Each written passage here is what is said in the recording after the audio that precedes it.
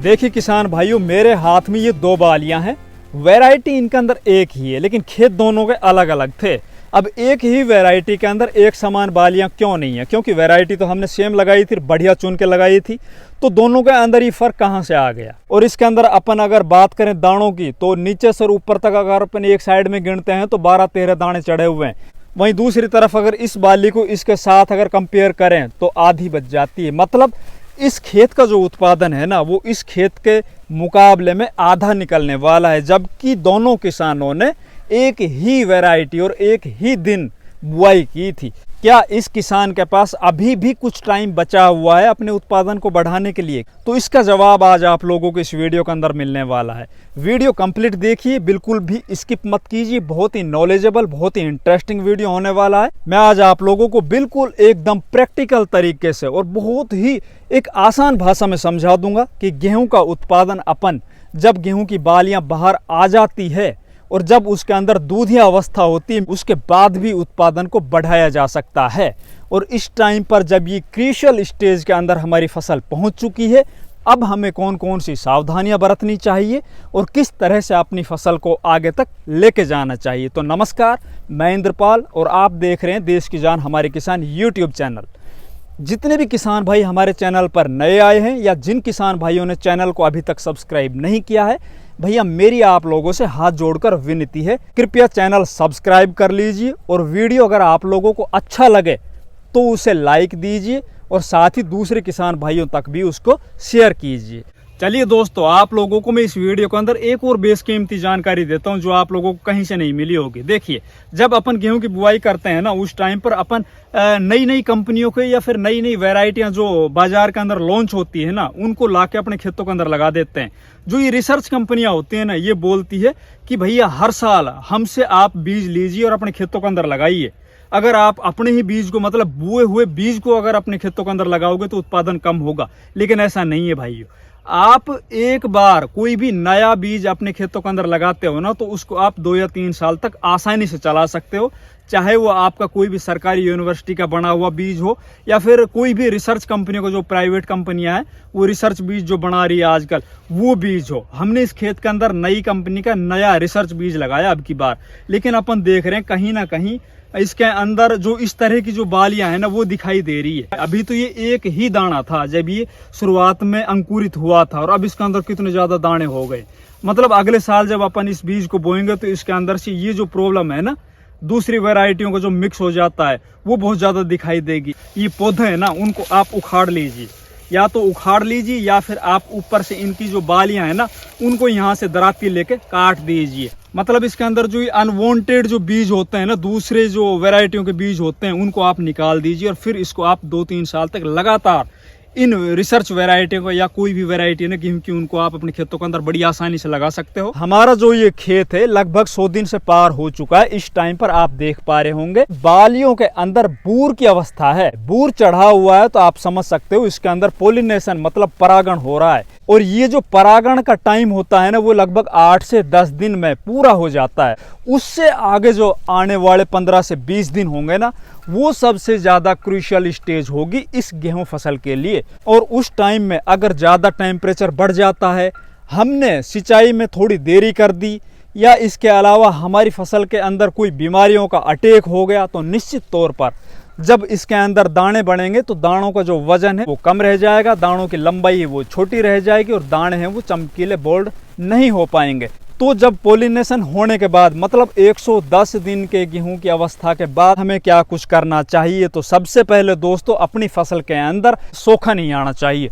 अगर हमारी फसल में इस दूधिया अवस्था में जब 110 दिन और 110 दिन से अगले मतलब 125-130 दिन के बीच में हमारी फसल में किसी भी तरह से सोखा आ जाता है, सिंचाई की वजह से या फिर आपकी कोई मोटर वगैरह खराब हो जाती है उसकी वजह से, तो डेफिनेटली इसके अंदर जो दाने बन रहे हैं ना, वो छोटे रह जाएंगे, वजन कम हो जाएगा। उसके अलावा दूसरा अपन को ध्यान रखना है, पिछले साल अपन ने देखा था हमारे देश के अंदर जो गेहूं का उत्पादन है ना, वो पिछले कई वर्षों की तुलना में कम निकला था। कारण था कि मार्च के महीने के अंदर गर्म हवाएं चल गई थी, तो अगर टेम्परेचर इस टाइम पर बढ़ता है, जब हमारी फसल के अंदर बालियों में दाने की भराई का टाइम चल रहा हो, मतलब 110 दिन के बाद, या मैं आप लोगों को बताऊं तो 28 डिग्री टेम्परेचर से अगर ऊपर चला जाता है तापमान, तो कहीं ना कहीं इसका जो उत्पादन है प्रभावित होगा। उसके लिए अपन को क्या करना है, अगर हम सही समय के ऊपर अपने खेतों के अंदर सिंचाई कर देंगे तो हमारा जो खेत है, हमारी जो नीचे जमीन है, उसका जो तापमान है 2 से 3 डिग्री अपन कम कर सकते हैं सिंचाई करने मात्र से। अगर हमारे खेत के अंदर पर्याप्त नमी होगी तो पौधे का जो टेम्परेचर होगा, बालियों का जो टेम्परेचर होगा, वो 2 से 3 डिग्री बाहर के वातावरण से कम होगा। अगर आपका खेत सूखा होगा उस अवस्था में एक तो बाहर से टेम्परेचर और दूसरा नीचे से ज़मीन के अंदर से जो गर्मी निकलेगी उससे कहीं ना कहीं आपका उत्पादन प्रभावित होगा। इसके अलावा जब गेहूं की बालियों में दानों के भराई का टाइम चल रहा हो, मतलब 110 दिन के बाद आगे आने वाले 15 से 20 दिन जो होते हैं, उस टाइम पर अगर आपकी झंडा पत्ती के अंदर बीमारी आ गई, जैसे कि रस्ट की बीमारी है या फिर कोई भी फंगस जनित बीमारी है, वो लग जाती है, तो भी कहीं ना कहीं आपका जो उत्पादन है वो कम हो जाएगा। इसके अंदर जो बालियों में दाने भर रहे हैं ना, वो छोटे रह जाएंगे।